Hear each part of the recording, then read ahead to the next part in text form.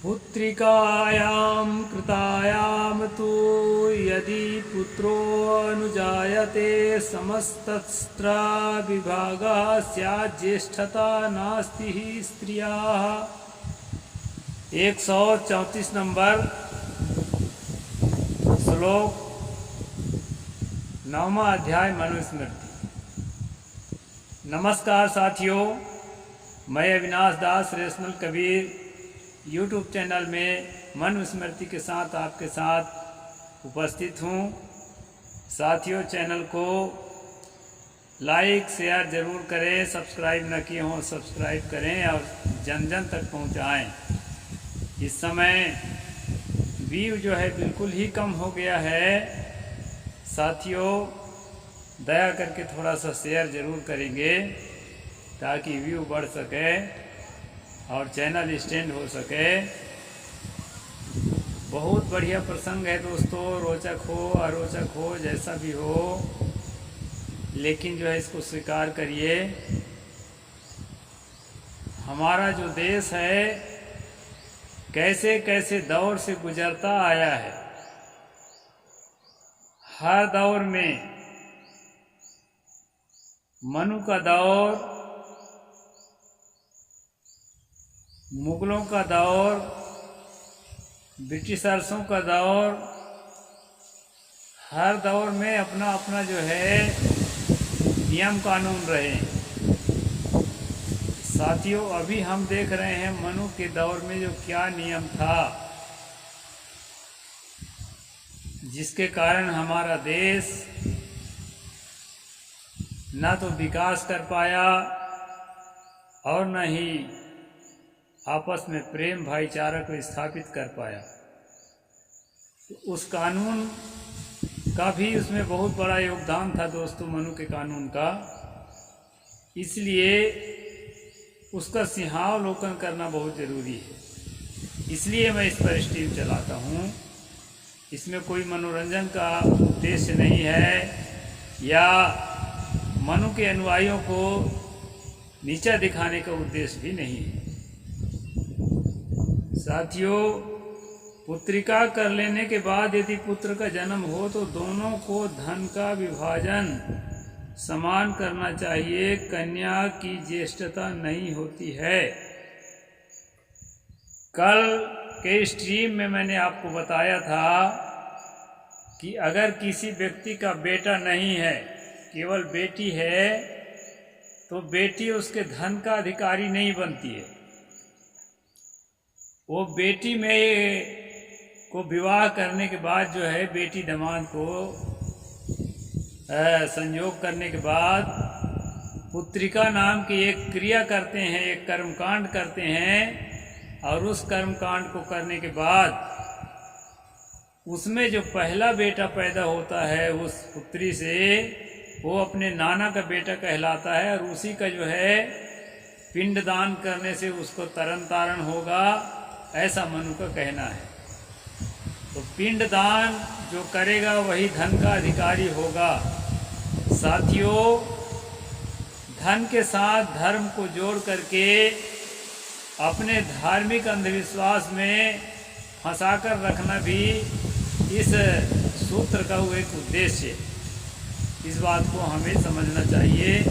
नहीं तो पिंड का और धन से कोई लेना देना नहीं है। आज के दौर में, आज के कानून में कौन किसका पिंड दान करेगा कि नहीं करेगा, धर्म को मानेगा कि नास्तिक रहेगा, इस बात की उसको स्वतंत्रता है। और जो है वो जिस कुल परिवार में जन्म लिया है, अपने भाई बिरादर से, अपने पट्टीदार से, चाचा ताऊ से अपने संपत्ति के हिस्सा लेने का हकदार है।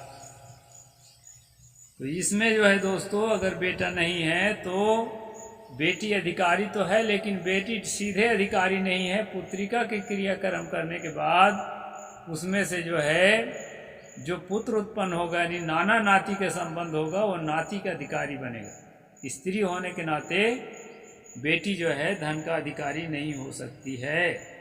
ये मनु का हिसाब है। अब आगे हम क्या देख रहे हैं दोस्तों, पुत्रिका कर लेने के बाद यदि पुत्र का जन्म हो, यानी पुत्रिका कर चुके हैं, वादा कर चुके, एग्रीमेंट कर चुके हैं कि आपका पहला बेटा मेरा बेटा होगा, यानी उसके साथ जो एग्रीमेंट है कि उसको मैं अपने बेटे के समान जो है उसको स्वीकार करूंगा, और वह जो है वो नाती जो है क्या करेगा कि मेरा पिंडदान करेगा और मेरे संपत्ति का अधिकारी होगा। ऐसा करने के बाद भी अगर बुढ़िया का दूसरा संतान हो जाता है तो दोनों का धन समान विभाजन करना चाहिए, कन्या की ज्येष्ठता नहीं होती है। जैसे पिछले हमने पढ़ा था कि बड़े भाई के ज्येष्ठता का अलग हिस्सा निकालने का, तो कन्या से उत्पन्न हुआ होने के कारण उसकी ज्येष्ठता नहीं होगी। यदि पुत्रिका करने के बाद जो बेटा पैदा होगा उस बेटा का, यानी उस नाती का और अपना जो निजी बेटा बाद में पैदा हो गया उनका बराबर बराबर हिस्सा होगा। ऐसा यहाँ मनु ने बताया है। अपुत्रायाम मृतायाम तो पुत्रिकां कथंचना धनम तत्पुत्रिका भर्ता हतेरैवा विचारयन्।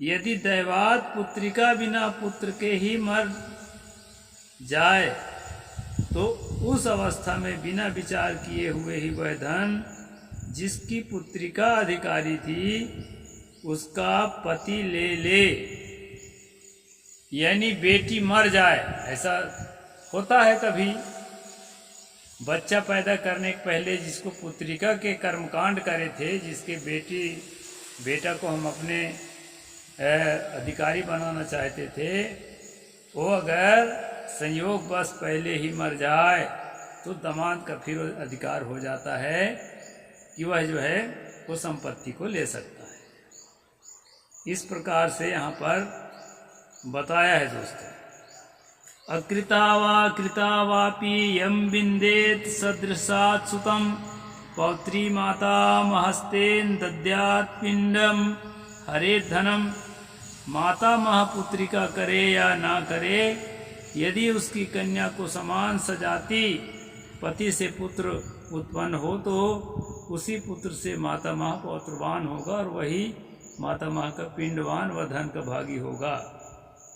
यानी किसी कारणवश पुत्रिका कर्मकांड नहीं भी किया है तो भी जो है उस बेटी से उत्पन्न जो बच्चा है वही अपने नाना का, माता मह का मतलब नाना का जो है पिंडदान करेगा और उसके संपत्ति का अधिकारी होगा।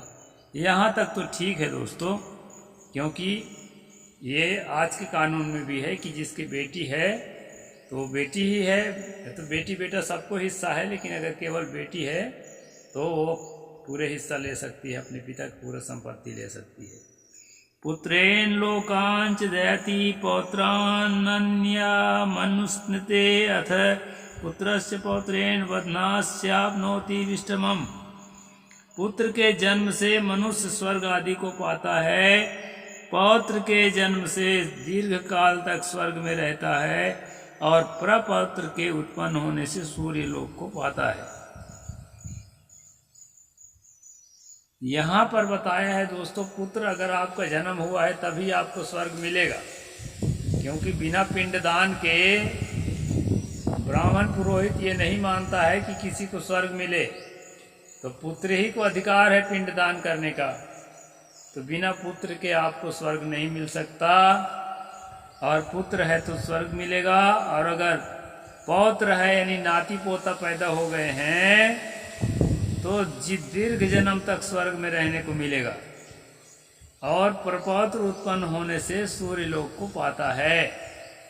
यानी कुल मिला के बच्चा पर बच्चा पैदा होंगे तभी आपके स्वर्ग बढ़िया होगा, क्योंकि जब पितर के क्रिया करते हैं दोस्तों, श्राद्ध की क्रिया करते हैं, तो ब्राह्मणों को, पुरोहित ब्राह्मणों को, सब ब्राह्मण की बात नहीं है, पुरोहित ब्राह्मणों को अच्छा खाने को मिलता है और दान दक्षिणा मिलता है। तो जितने आपके संतान बढ़ेंगे, जितने मरेंगे, जितने जन्मेंगे, उतने इनकी खेती बढ़ेगी दोस्तों। कोई भी आदमी अपने फसल को कम पैदा करना नहीं चाहता, इसलिए पुरोहितों ने भगवान और स्वर्ग के नाम से इस तरह के जाल रचते रहते हैं। इस बात को आपको समझना जरूरी है। तो यहाँ आगे कहते हैं पुण्नाम्नो नरकाद्यस्यात्रायते पितरं सुतः तस्मात् पुत्र इति प्रोक्तः स्वमेव स्वयंभुवः। 138 नंबर श्लोक है। इसमें कहा है कि जो बेटा होता है पुम नाम के नरक से पितरों को उद्धार करता है, इसलिए वह स्वयं ब्रह्मा जी में लड़के को पुत्र कहा है। पुत्र शब्द जो है ब्रह्मा जी का दिया हुआ है और उसको पुत्र इसलिए कहा गया है कि पुम नाम के नरक से, आकाश में कोई पुम नाम का नरक है, उससे जो है उद्धार करता है बेटा पिंडदान करके, इसलिए उसको पुत्र कहा गया है।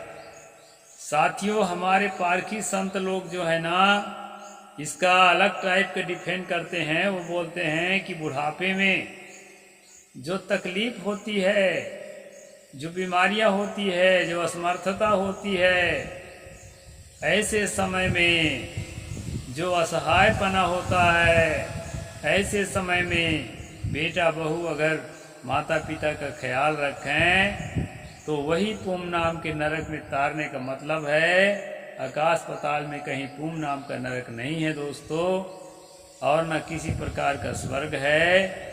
ये स्वर्ग नरक का पागलपन आपके दिमाग में थोप करके और जो है आपको भटकाया जाता है और धर्म की चाशनी में आपको लपटाया जाता है, ताकि आप जो है सत्य को न जान सकें, रेशनलिज्म को न जान सकें, एथिज्म को न जान सकें, तर्कशीलता और वैज्ञानिकता से आप दूर बने रहें।